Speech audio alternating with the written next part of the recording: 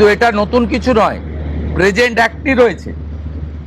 এবং আমরা বলে দিয়েছি যে বাংলাদেশের অবৈধ অনুপ্রবেশকারী তাদেরকে কোর্টে পাঠানোর কোনো দরকার নেই, আইনে নেই। সরাসরি পুলিশ নেবে এবং বিএসএফ এর হাতে হ্যান্ডওভার করবে। বিএসএফ এর যা ভারত সরকার বাংলাদেশ সরকারের সঙ্গে আছে এগ্রিমেন্ট, তাতে বাংলাদেশি প্রুফ করে হ্যান্ডওভার করে দেবে। আমাদের জেলে 3 মাস 6 মাস 2 বছর রেখে আপনার চাল, আপনার ডাল, আপনার তেল, আপনার মাছ, আপনার ডিম, আপনার কাপড়, আপনার মেডিসিন ওদেরকে দেব কেন? এটা তো ভারতীয়দেরই ক্ষতি হচ্ছে, আমাদের রাজ্যেরই ক্ষতি হচ্ছে। সেই জন্য আইনটা এতদিন ছিল ভোট ব্যাংকের স্বার্থে কেউ বা কারা ব্যবহার করেনি। আমরা ভোট ব্যাংকের বাইরে গিয়ে देशर स्वार्थे राज्य स्वार्थे आईन कार्यकर कर। ये लोग को पुलिस को हम लोग बता दिया जेल में भेजने का जरूरत नहीं है। देश के रुपया में खाना खाएगा, कपड़ा देगा, मेडिसिन देगा। एक दामाद है ये लोग। जल्दी जल्दी भागो, जल्दी जल्दी भागो, नहीं तो जो करना है सरकार करेगा। जय हिंद बंधुरा, आमी दीपंकर मंडल, आपनारा देखছেন नबान्न निमंत्रण, आपनाদের সবাইকে স্বাগত। এই যে রাজ্যের মুখ্যমন্ত্রী শুভেন্দু অধিকারী তিনি কল্যাণীতে একটা অ্যাডমিনিস্ট্রেটিভ মিটিং করেছিলেন। সেখানে হুগলি, উত্তর 24 পরগনা এবং নদিয়া এই 3টে জেলার সমস্ত এমএলএকে এমপিদেরকে ডাকা হয়েছিল।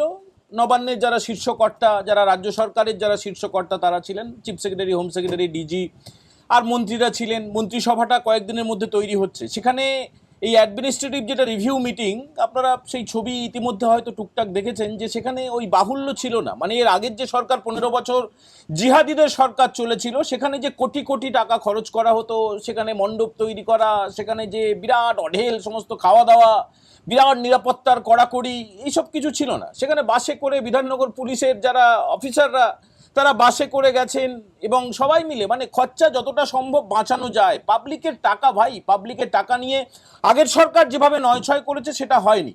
সেখানে শুভেন্দুবাবু এই কথাগুলো বলেছিলেন, জলদি জলদি ভাগো, এবং কিছু ছবি আমরা দেখাবো হাকিমপুর সীমান্তের কি অবস্থা। একটু আপনাদেরকে বলে রাখি যে অ্যাডমিনিস্ট্রেটিভ রিভিউ মিটিংয়ে কি হলো। সেখানে শুভেন্দুবাবু মানে রাজ্যের মুখ্যমন্ত্রী জানিয়েছেন যে আগামী কালকে নবান্ন থেকে তিনি একটা ফর্ম প্রকাশ করবেন। যারা এই লক্ষ্মীর ভাণ্ডার প্রকল্পের মধ্যে যে মায়েরা আছেন তারা অন্নপূর্ণার ভাণ্ডারে তারা পাবেন 1500 টাকা করে, যারা পেতেন ডবল পাবেন 3000 টাকা করে পাবেন। তার জন্য যা যা প্রয়োজনীয় সেগুলো লিপিবদ্ধ করতে হবে এবং যতদিন না পর্যন্ত সেই ফর্মটা আপনারা মানে মায়েরা জমা দেবেন ততদিন পর্যন্ত লক্ষ্মীর ভাণ্ডারটা চালু থাকবে। যা যা প্রকল্প ছিল সমস্ত কিছুই চালু থাকবে। যেটা স্বাস্থ্য সাথী ছিল সেটা এখনও চালু আছে, স্বাস্থ্য সাথীটা আয়ুষ্মান ভারতে কনভার্ট করছে। এছাড়া মা ক্যান্টিন চলছিল, সেখানে 5 টাকায় ডিম ভাত দেওয়া হতো। সেই মা ক্যান্টিনে সপ্তাহে 2 দিন করে মাছ ভাত দেওয়া হবে। ইতিমধ্যে মাছ ভাত চালু হয়ে গেছে। আর একটা খুব বড় সিদ্ধান্ত শুভেন্দু অধিকারী নিয়েছেন যে এই যে শুধুমাত্র যারা এই যা যা সুবিধে পাবেন সেটা শুধুমাত্র ভারতীয়রা পাবেন, এবং এই ভারতীয়রা পাবেন শুধু তাই নয়। দেখুন, একটা জিনিস আপনাদেরকে বলতেই হবে যে আয়ুষ দপ্তর বলে একটা দপ্তর নতুন রাজ্যে চালু হচ্ছে। আয়ুষ দপ্তরটা কি? হোমিওপ্যাথি, ইউনানি, আয়ুর্বেদ, মানে এগুলো সব একটা যেন পিছিয়ে পড়া, শান্টিং করা, একটা কর্নারে ঠেলে দেওয়া হয়েছিল। ভারতবর্ষের এই আয়ুর্বেদ নিয়ে গোটা বিশ্ব এগিয়ে গেল, ইউরোপ আমেরিকা এগিয়ে গেল, অথচ ভারত সরকার যে চেষ্টাটা করেছিল সেই চেষ্টার কথা জানানো হয়েছিল এ রাজ্যের সরকারকে, জিহাদিদের সরকারকে 15 বছর ধরে যারা শাসন করে গেল, শুধু নয় অপশাসন করে গেল। তো তারা এই আয়ুষকে খুব একটা পাত্তা দেয়নি, গুরুত্ব দেয়নি। আজকে রাজ্যের মুখ্যমন্ত্রী অ্যাডমিনিস্ট্রেটিভ রিভিউ মিটিংয়ে পরিষ্কার করে জানিয়ে দিয়েছেন যে হেলথ ডিপার্টমেন্টের অধীনে আর আয়ুষ থাকবে না। মানে স্বাস্থ্য দপ্তর থেকে বেরিয়ে একটা আলাদা ইন্ডিভিজুয়াল একটা স্বনির্ভর দপ্তর হবে। সেখানে মন্ত্রী থাকবেন, সচিব থাকবেন, তার আলাদা অফিস হবে, তার সমস্ত কিছু পরিকাঠামো আলাদা করে তৈরি করা হবে আয়ুষ দপ্তর। এটা অত্যন্ত উল্লেখযোগ্য এবং অত্যন্ত বড় একটা ঘটনা। এইবারে আসি, রাজ্যের মুখ্যমন্ত্রী কি বললেন? জলদি জলদি ভাগো, মানে তাড়াতাড়ি পালাও, না হলে এ রাজ্যের সরকার কিন্তু আইন মোতাবেক ব্যবস্থা নেবে। কি ব্যবস্থা নেবে সেটা তো বলবো। কি হয়েছে, মানে কাদের বলছেন পালানোর কথা? আপনারা জানেন যে যখন এসআইআরটা শুরু হয় এ রাজ্যের ভোটার তালিকায় স্পেশাল ইন্টেন্সিভ রিভিশন, মানে একদম ঝেড়ে আগাপাস্তলা পুরোপুরি সংশোধন করা, সেই কাজের পরে আপনারা দেখেছেন যে ভাইপো, মানে লুচ্চা ভাইপো অবশ্যই, আর জিহাদিদের যিনি মুখ্যমন্ত্রী ছিলেন এবং তার যারা চাকর বাকর গোটা বাহিনী এবং তাদের যে চোর পোটাররা মানে পেড মিডিয়া যেগুলো ছিল সে সব কাগজ, সেটা আজকাল প্রতিদিন আনন্দবাজার বর্তমান এই সময় সমস্ত খবরের কাগজ সমস্ত চ্যানেল কি চিৎকারটা না করেছে বলুন তো। আপনারা একটুখানি ইন্টারনেটে সার্চ করে দেখবেন কোথায় রোহিঙ্গা। তারা জ্ঞানেশ কুমারকে জিজ্ঞেস করছেন, সিইসি কে মানে চিফ ইলেকশন কমিশনার দিল্লি থেকে এসেছিলেন, তাকে জিজ্ঞেস করছেন কতজন রোহিঙ্গার নাম বাদ গেল। অমিত শাহ এসেছিলেন, অমিত শাহ কেন্দ্রীয় স্বরাষ্ট্রমন্ত্রী, তাকে জিজ্ঞেস করছেন পাঁচতারা হোটেলে, আমি ছিলাম সেখানে, জিজ্ঞেস করছে যে কতজন রোহিঙ্গা বাদ গেল। মানে একটা অবিশ্বাসের বাতাবরণ, যেন ভারতীয় জনতা পার্টি তাদের যে সংকল্পপত্র প্রকাশ করেছিল, তারা যে ভাষণে বলেছিল, সেটা শুভেন্দুবাবুও বলেছেন, সেটা স্বরাষ্ট্রমন্ত্রী অমিত শাহ বলেছেন, প্রধানমন্ত্রী নরেন্দ্র মোদী বারবার বলেছেন যে অনুপ্রবেশকারীরা এ রাজ্যে গিজ গিজ গিজ গিজ গিজ গিজ করছে, তাদেরকে ধরা হবে, তাদেরকে ডিটেক্ট করা হবে, ডিলিট করা হবে, তারপর ডিপোর্ট করা হবে। এই কথাটা বহুদিন ধরে তারা বলে আসছেন। আর এ রাজ্যের যারা জেহাদিদের সরকার চালাচ্ছিল তাদের একমাত্র ভরসা ছিল এই জিহাদি ভোট।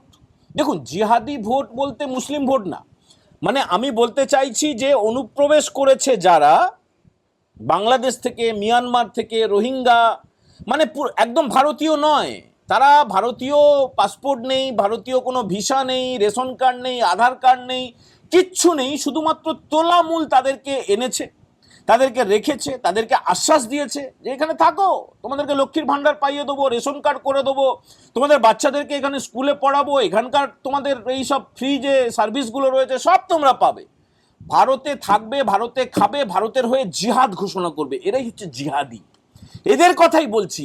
এরাই হচ্ছে জিহাদিদের সরকারের একদম প্রাণভোমরা ছিল। যেই এসআইআরটা চালু হলো, গোটা আক্রমণটা আপনারা তো দেখেছেন। জিহাদিদের সরকার বা জিহাদিদের যে দল, তারা পুরোপুরি নির্বাচন কমিশনকে কি না করেছে, বেঁধে রাখবো, তোর বাপকে ডাক, উমুক করবো তুমুক করবো, সেই গালাগালে ভরিয়ে দিয়েছে পুরো। কোনো গণতান্ত্রিক কাঠামো মানেনি, কোনো সংবিধান মানেনি, কোনো আইনের তোয়াক্কা করেনি, যা তা বলেছে।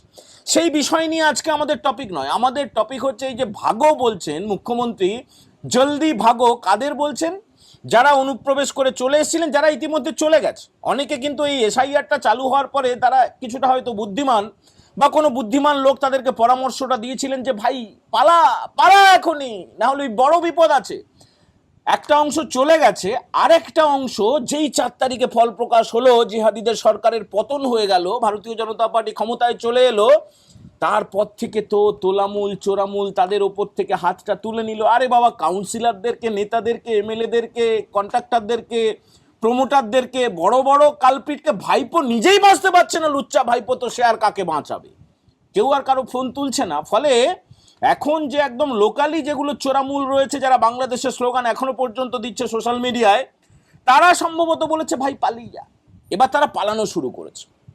তাদের জন্য একটা বরাদ্দ হয়েছে, তাদেরকে ধরে কিছু কিছু জায়গায় ঘর তৈরি করা হয়েছে, সেখানে রাখা হচ্ছে। কিন্তু মুখ্যমন্ত্রীর কথাটা পরিষ্কার আপনারা শুনলেন যে আমাদের জেলে রেখে, আমাদের খাবার খাইয়ে, ডিম আর মাছ ভাত খাইয়ে, পোশাক পরিয়ে, আমাদের ইলেকট্রিক পুড়িয়ে ওদেরকে কেন আমরা পুষে রাখতে যাব? অতএব পোটলা করো, বিএসএফের হাতে তুলে দাও, বিএসএফের হাতে তুলে দাও। বুঝতে পারলেন কাদের কথা বলা হয়েছে? এদের কথাই বলা হয়েছে। এইবারে এরা পালানোর পেছনে আর একটা কারণ আছে, খুব গভীর কারণ আছে, সেইটা দেখাবো। আজকে রাজস্থানে গিয়ে কেন্দ্রীয় স্বরাষ্ট্রমন্ত্রী অমিত শাহ তিনি কি বলেছেন, খুব ছোট্ট ক্লিপিং, একটু দেখে নিন, তারপরে আপনারাই বুঝে যাবেন যে কেন এরা পালাচ্ছে। তাদেরকে তো পুষে রাখা হয়েছিল, তাদেরকে বলা হয়েছিল দেখুন সামনে 2029-এ লোকসভা ভোট আসছে, কোনোভাবে যদি হাইকোর্ট করে, সুপ্রিম কোর্ট করে আবার তাদের নামটা তোলা যায়, তাহলে তো চোরামূল তৃণমূল জিহাদিদের সরকার যারা ছিল এতদিন, সেই জিহাদিদের নেত্রী লাভ, তাহলে পালাচ্ছে কেন, কোন ভয় থেকে পালাচ্ছে একটু দেখুন, শুনুন। सिर्फ सीमाओं की सुरक्षा कर कर हम देश की सुरक्षा सुनिश्चित नहीं कर सकते। हमने क्षेत्रीय सुरक्षा का राज्य सरकारों के साथ रहकर चिंता भी करना पड़ेगा और वो जिम्मेदारी का निर्वहन भी करना पड़ेगा। हमारी जिम्मेदारी है कि सीमा से नजदीक 50 किलोमीटर के किसी भी गांव में कोई अवैध निर्माण होता है तो हम सिविल प्रशासन को सूचित करें, कलेक्टर को सूचित करें, एसपी को सूचित करें। हमारी जिम्मेदारी है कि 50 किलोमीटर की बॉर्डर तक के सभी गांवों में जनसांख्यिकी का परिवर्तन हो रहा है, कृत्रिम परिवर्तन हो रहा है, तो उसके प्रति सजग रहकर राज्य सरकार को आगाह करें। বন্ধুরা শুনলেন তো, অমিত শাহ যেটা মনে করিয়ে দিলেন আইন হয়ে গেছে, এ রাজ্যে জিহাদিদের সরকার সেটা মানতো না। সীমান্ত থেকে 50 কিলোমিটার দূর পর্যন্ত বিএসএফ নিয়ন্ত্রণ করতে পারবে, খোঁজ খবর নিতে পারবে। কোনো অবৈধ নির্মাণ, কোনো বাড়ি, কোনো অনুপ্রবেশকারী তারা যদি এসে থাকে, মানে হয় এখনো তো ফাঁক ফোকরগুলো থেকে গিয়েছিল, মানে এখন বেড়া দেওয়া হচ্ছে, কাঁটা তারের বেড়া দেওয়া হচ্ছে, তারপরে নদী পেরিয়ে দালাল ধরে ধরে টাকার বিনিময় মানে তোলামূলের সাহায্য নিয়ে তারা সব প্রবেশ করত। তো যারা থেকে গেছে তাদের নিয়ন্ত্রণ করেনি, পুলিশ করেনি, যেহেতু জিহাদিদের সরকার চায়নি, জিহাদিদের নেত্রী চায়নি, করেনি। তো এবারে যেটা হতে চলেছে, এই 50 কিলোমিটারের যে আইনটা, মানে সেটা যদি এটা লাগু এবার হয়ে যাবে, সরকার বদলে গেছে, মানে বাংলাদেশ সীমান্ত থেকে বসিরহাট একদম বারাসাত পর্যন্ত পুরোপুরি একদম বিএসএফ দেখতে পারবে। এই নিউ টাউন ফিউটাউন কলকাতার কাছাকাছি যত এলাকা রয়েছে, এরা তো মূলত এসে এখানে কেউ রিক্সা চালাতো, এখানে দোকানদারি করতো, ফল বিক্রি করতো, বুঝতেও পারবেন না আপনারা বাংলা ভাষায় কথা বলছে, বুঝতেই পারবেন না যে বাংলা, যেহেতু বাংলা ভাষা এবং বাংলাদেশের সঙ্গে তো ভৌগোলিকভাবে পোশাকভাবে, এবার হ্যাঁ অনেক সময় ক্রস চেক করলে আপনারা জানতে পারতেন লুঙ্গি পরা, লুঙ্গি দেখুন সবাই পরে, লুঙ্গি পশ্চিমবঙ্গে অনেকেই পরে, দাড়িও অনেকেই রাখে, টুপিও অনেকেই পরে, অতএব চেনাটা মুশকিল, কিন্তু খুব জোরাজুরি করলে হয়তো বোঝা যেত। কিন্তু স্থানীয় তোলামূল বা চোরামূল বা জিহাদিদের যে নেতারা ছিল বা লুচ্চা ভাইপোর লোকেরা ছিল, তারা তখন বাধা দিত। এখন আপনারা চাইলেই যে কোনো কাউকে চ্যালেঞ্জ করতে পারবেন এবং জেনে যেতে পারবেন। তো কেন্দ্রীয় স্বরাষ্ট্রমন্ত্রী অমিত শাহ যেটা বললেন যে 50 কিলোমিটার পর্যন্ত বিএসএফ নজরদারি করবে সমস্ত সীমান্ত রাজ্য, রাজ্য সরকারকেই মূল দায়িত্ব নিতে হবে। মানে সীমান্তবর্তী রাজ্য মানে কি, সেটা আসাম হতে পারে, ত্রিপুরা হতে পারে, মেঘালয় হতে পারে, পশ্চিমবঙ্গ হতে পারে, গুজরাট হতে পারে, রাজস্থান হতে পারে, মানে সীমান্তে যত রাজ্য রয়েছে, জম্মু কাশ্মীর হতে পারে। তো এইবারে একটা খুব ভালো তথ্য আপনাদের দিই, আপনারা অনেকে জানতে চাইছিলেন শুভেন্দুবাবু দিল্লি গিয়ে কি কথা হয়েছে সেটা একটু আমাদের জানান। দেখুন, মন্ত্রিসভা তো গঠন হবেই, এবং এই যে প্রকল্পগুলো, যেগুলো কেন্দ্রীয় প্রকল্প রাজ্যে লাগু হবে, রেলের সম্প্রসারণ হবে, এগুলো হবে। একটা জিনিস যেটা মডেল বঙ্গ বলতে পারেন বা বেঙ্গল মডেল বলতে পারেন, সেইটা কিন্তু এবারে গোটা দেশে অনুসরণ করবে বিজেপি। এখনো পর্যন্ত আপনার কেরল বাকি আছে, আপনার তামিলনাড়ু বাকি আছে, পাঞ্জাব বাকি আছে, কাশ্মীর বাকি আছে, অনেক রাজ্য এখনো পর্যন্ত বাকি আছে। এবং এই ফলতার নির্বাচন চোখে আঙুল দিয়ে দেখিয়ে দিল, বা এই যে বিধানসভা নির্বাচনটা হয়ে গেল 2026-এ, তৃণমূলকে আন্ডার এস্টিমেট করবেন না। কেন করবেন না বলছি, 2 কোটির বেশি ভোট পেয়েছে এবং মুসলিমদের 99% ভোট কিন্তু গেছে ওই দিকে।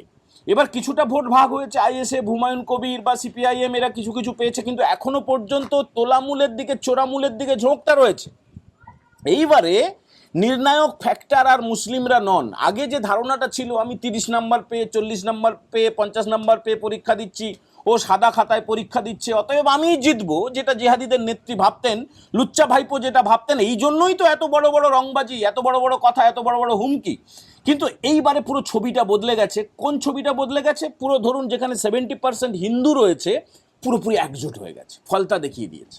ফলতার 70% হিন্দু তারা এক কাট্টা হয়ে এক জায়গায় ভোট দিয়েছে। এবং এই যে মডেলটা, এটাই হচ্ছে বেঙ্গল মডেল। এবং আধুনিক ভারতের চাণক্য অমিত শাহ, তিনি হচ্ছেন চিফ স্ট্র্যাটেজিস্ট বিজেপি। এই স্ট্র্যাটেজিটা নিয়েই কিন্তু বাকি রাজ্যে, মানে এমনকি সব জায়গায়, ইউপিতে বলুন, সমস্ত যত যত ভোট বাকি আছে বা লোকসভা ভোট, এই মডেলটাই এবারে অনুসরণ করবে ভারতীয় জনতা পার্টি। এই মডেলটা মানে সেই গোখলে বলেছিল না যে what Bengal's think today rest of India thinks tomorrow, সেটা হয়েছিল রেনেসাঁর সময়ে। আর একটা রেনেসাঁ হতে চলেছে বাংলায়, মেধা, চিকিৎসা শাস্ত্র, সমস্ত কিছুতে, শিল্পে, চিন্তায়, সব কিছুতে আর একটা নবজাগরণ হতে চলেছে। এটা হয়তো একটুখানি সময়ের আগে আপনাদেরকে বলছি, কিন্তু সেটা হতে চলেছে। বাঙালির জেদ, বাঙালির মেধা, বাঙালির মনন, সমস্ত কিছু নিয়ে একটা অদ্ভুত আর একটা নবজাগরণের জন্য অপেক্ষা করুন। এবং দেখুন, আগামী 10 বছর, 20 বছর, 30 বছর ধরে বাংলা যে পিছিয়ে গেছিল এত বছরে, সেইটা এবার এগিয়ে যেতে চলেছে। বন্ধুরা, আজকের এপিসোড কেমন লাগলো সেটা কমেন্ট করে জানানোর পাশাপাশি যারা প্রথমবার দেখছেন তারা নবান্ন নিমন্ত্রণ চ্যানেলটা একটু সাবস্ক্রাইব করে বেল বাটনে প্রেস করে দেবেন, আর একটু কমেন্ট করে জানাবেন আপনাদের কেমন লাগলো। ভালো লাগলে বন্ধুদের সঙ্গে শেয়ার করে দেবেন। আজকের মতো এই এপিসোড আমরা এখানেই ইতি করছি। জয় হিন্দ, বন্দে মাতারাম।